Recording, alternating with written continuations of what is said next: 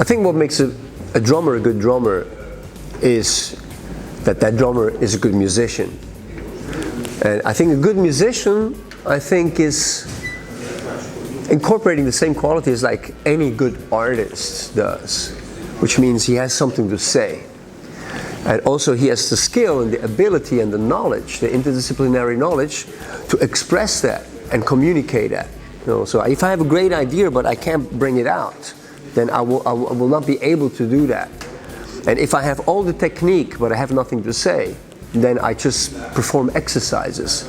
So the level of how good an artist is, I think, to me, relates on a couple of different aspects. Like, for instance, authenticity. Is this person authentic, or is he a copy of someone else? Is there honesty? Is there courage, compassion, humor? All of these things that make life interesting, and the human values, that is able to incorporate that. And evidently, I think, like, the highest accomplishment that you can do as an artist is to change the world. Because I think as an artist, my job is to change people's life. Really, that's what we do. If I succeed at that, then I'm a good artist. So by that I mean moving people into the direction of, like, social and humanitarian values. And I don't think also a good artist has the stamina and the confidence to not be distracted by popular opinion. Because if you go with popular opinion too much, you will not be able to create anything new. So the good artist has to navigate constantly between security and freedom. And fear makes him go towards security. But you can have all the security that you lose freedom. But in freedom is no security. So you have to navigate between those two things. And that is very, very difficult. And sometimes this puts you in a very lonely position where, like, nobody will really understand what you do. So if you're fortunate, you become Pablo Picasso. But if you're not fortunate, you become Van Gogh. So Van Gogh was the most important artist. He opened the door for everybody else that came, but he was never successful. Picasso, that was granted to, like, him. So to deal with this as an artist is difficult. But I think evidently and ultimately, a good artist does not surrender or adapt to the world. A good artist changes the world. And that's the same thing as for a good musician or a good drummer. The big picture,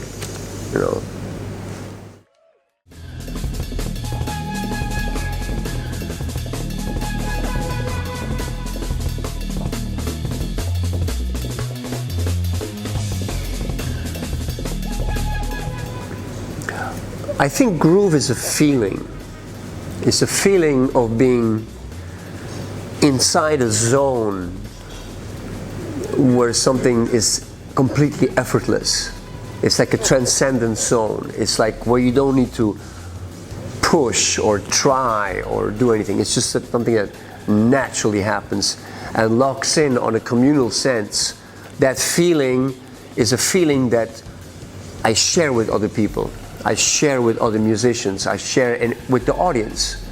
So groove is like we all feel the same. And it's something that moves us forward. If we're inside the groove, we can do this for a very long time without getting tired. So groove happens in many things. If you eat good food, if you have sports and you have fun, when you have sex, groove is when the things are effortless and elevating on a very, very high level. I think that is groove. Well, to develop a good sense of time, there's more than one way to approach it. One is to practice and acquaint yourself with understanding how big the space is between two notes, and really understand that. So with time, it's the same as, it has something to do with hearing and understanding. You know, first you listen, and then you understand the feeling. How's the tension between two notes? You know, that establishes a certain ratio. Now, I think good time is not always metronomic. I think good time can go up and down. It's like a intonation with like singing. So I think good time has something to do also with being able to look ahead from when the next note is, and kind of like not just like jump at the next note or bump into the next note, but be really relaxed and go like, this is the next one and this is the next one, and in between we can do many different things. So good time, I think, comes also with an understanding of phrasing, of how we phrase, how we play something. It's like taka taka taka taka ta, or baka baka baka ba, or like, you know, like there's a lot of different flavors inside. So to develop good time is, for instance, repetition helps you to do that. So it's connected to the groove. You know, you hear the ratios that you play. You understand what does a triplet feel like, what does a 60 note feel like. It's not a mathematic thing at all, although it can be looked at it as mathematic. But I think no matter how you approach a sense of good time, if you approach it with a mathematical way, it will sound mathematical. If you look at it in an emotional way, it will be more emotional. So it's good to bring in try all different components. I think repetition is good as an exercise for like a drummer. I think it's very helpful if you practice slow tempos with a metronome and you sing the quarter note, or you sing any ratio, any 60 note, like 1 E and a 2 E and a 1 E and a 2 E and a E and a E and a E and a and a and a and a. So you understand where every note is. You do that with like triplets. So it's not just this pulse and this pulse, but you know where every pulse is in between without playing it. I think singing the notes is very helpful. Singing every note where every 60 note is. Singing is like developing an internal, it's almost like a fifth limb. So you don't rely on your hi-hat or foot or your right hand or left hand to establish where like the zone is. It's really hearing it here. So singing the quarter note or any ratio is actually very helpful. Take your favorite record, your favorite song, and play that song 50 times in a row. Play it along with like the record. Play that beat, you know, and play along with that. Till you play that song so many times that you know exactly where that feeling is, you know. I think dancing is also helpful. If you dance to certain, you know, if you go out and you dance for 3 hours to one tempo, you will internalize and feel that tempo. Because drumming and dancing came together. So I think that's also good in like time, you know. That's a good way to discover the feeling of tempo.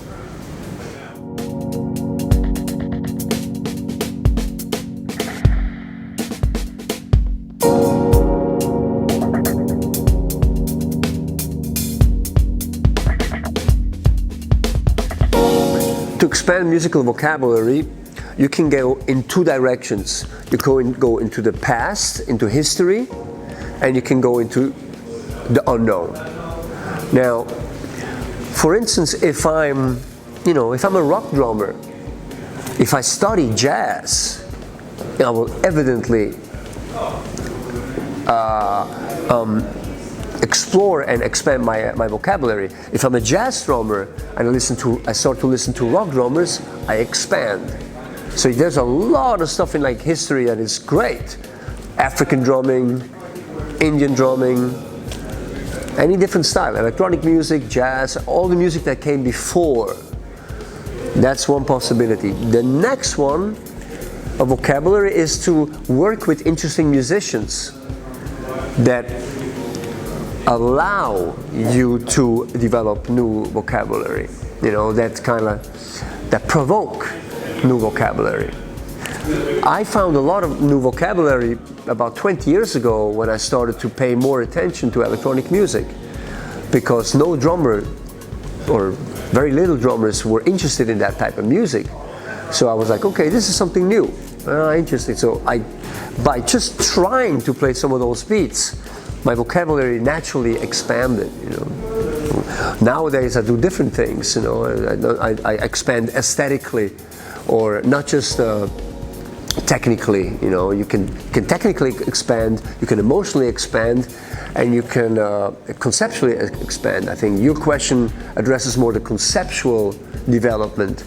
So one of the things that is very helpful is learn to play other instruments, because that gives you a relationship to what the drum is. I learned a lot about playing drums by playing bass, because I hear the drums from the position of like the bass player. So I know, I come up with new vocabulary that makes the relationship better. Or vocabulary is language, is words. We use vocabulary in language. So the same thing it's about communication. And I think when I started to sing more, my playing changed, my vocabulary changed. So the vocabulary is not always additive, but it's also sometimes subtractive. Sometimes you learn not to do something anymore to create better music, and that's also a part of like vocabulary. Vocabulary is not just having many things, but vocabulary is how to make sentences of a few things.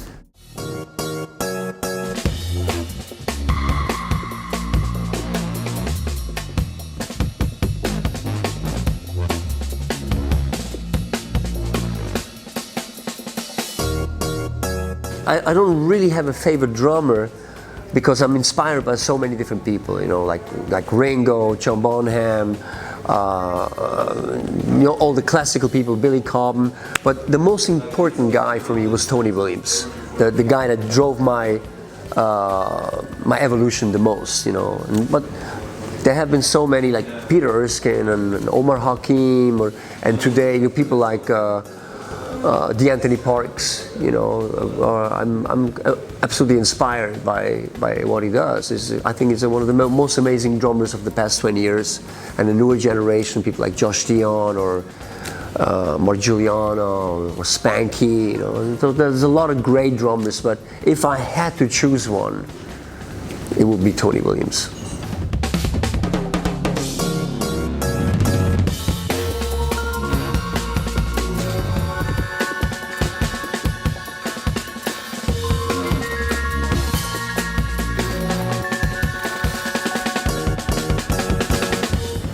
I don't really practice anymore. I play a lot. I play all the time. If you play, you don't need to practice, really. I used to practice a lot when I was younger. I used to play, maybe 5 years when I was a teenager. I probably practiced for 8 to 10 hours almost every day. And everything. I was transcribing music, transcribing solos, but I think playing is the most important thing. Playing is more important than like practicing. Use every opportunity you have to play. If you want to get good, you have to play.